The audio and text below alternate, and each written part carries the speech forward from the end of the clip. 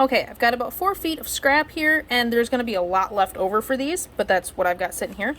Also, a small D-ring or O-ring, and one of these little clips is going to come in very, very handy. So, what you want to do is find your first end and go down about a foot. At that point is where your clip comes in. Just marks your starting point, okay? Then you're going to take your fingers. You're going to have your 4 corner points, 1 finger for each corner. Wrap it around. There's 1 pass.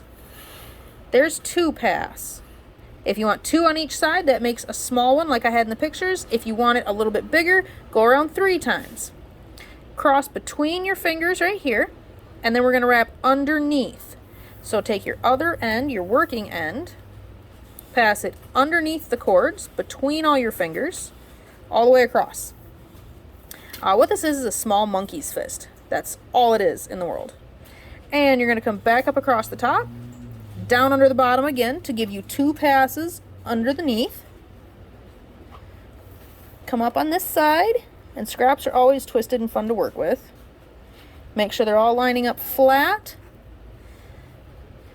And it really doesn't matter that you've got puckers on the side. If you're doing a big monkey's fist, that's a problem. On this, it makes no difference. We're going to tighten it up at the end. So now we're going to take our working end, and it's going to go straight down following these 2 fingers. And yes, you can make a jig and make this a lot easier. I don't have a jig this small, so to me, using my fingers is much faster. And now it's going to cross underneath the bottom here. You can see it right there, and up in through these fingers, the hole that it made on this side. Pull up your slack, and now you're going to cross over the top here, straight back down along these fingers for your second pass, and through the bottom again, and up on this side, which I can't see where I'm going here, all the way through. And we don't want them crossed over at the bottom like I did. One more time over the top, straight down toward the bottom. And this time will be our last time. It's going to hang out down there because we've already got 2 across on the bottom section down here. So now you can take your fingers out. You've got this lovely square shape. Here's your starting point. So we can feed this up to your starting point, and then follow it around, gradually tightening everything down. And you keep going until you get a nice ball shape at the end. Everything should be nice and even. So I'm going to cut off here and keep tightening. All right, here's mine about halfway through tightening. Again, there should be 2 passes on every side.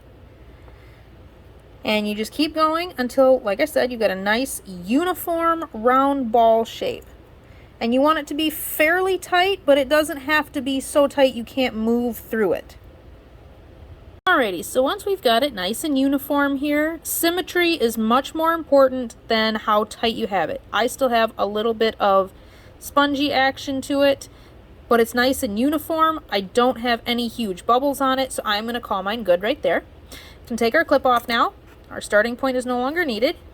You want to bring both cords up to the top of the ball. And I always do this upside down. It's just easier for me. And now we go into just a simple snake knot. So I'm passing over the top with my right strand and bringing it around behind everything. Then we take this bottom strand here, behind all of it, and working end back down through the original loop. Tighten them up. And it should be a pretzel style knot, which is your snake knot. We're going to tighten this down, but I am going to leave about a finger's worth between the monkey's fist and the first knot. It just makes it hang a little bit better, a little bit straighter. And I like mine very tight. I don't want this to have a whole lot of play in it, or your knots could shift back and forth. So right there, we've got a little bit of room here between them.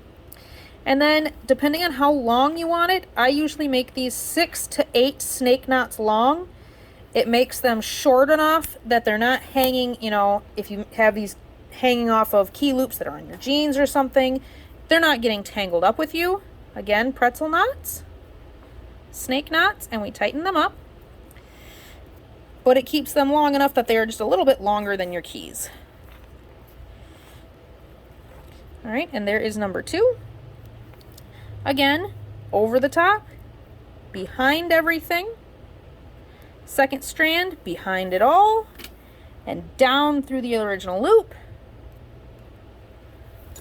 Snake knot number 3 coming here. Pretzel style knot, tighten them up.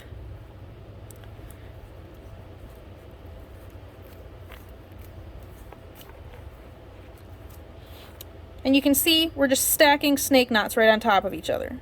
All right, so I'm going to do the rest of mine. This one's going to be 6 to 8 snake knots long, and then I'll put the ring on. Okay, so now I've got my snake knots all up, and this is the tricky part of this. Put both lines through your ring, and I've got just the thumb space between the ring and my ending snake knot.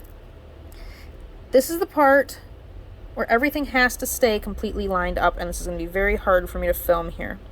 I am going to take the right hand strand, and I've just got them pinched on the top here, and it's going to be another snake knot. It's going to go around everything, over the top, around everything, and out the back here.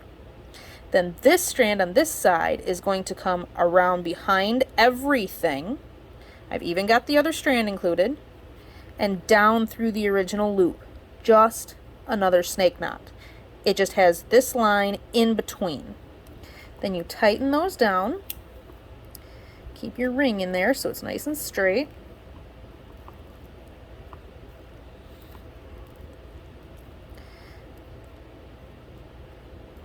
And this has a tendency to roll a little bit, which is why I said important to keep things straight. And now it's snip and singe. Snip your ends here, singe them down, and you'll have a nice key ring. All right, and here is finished product. Snip and singe, press down, and there we are.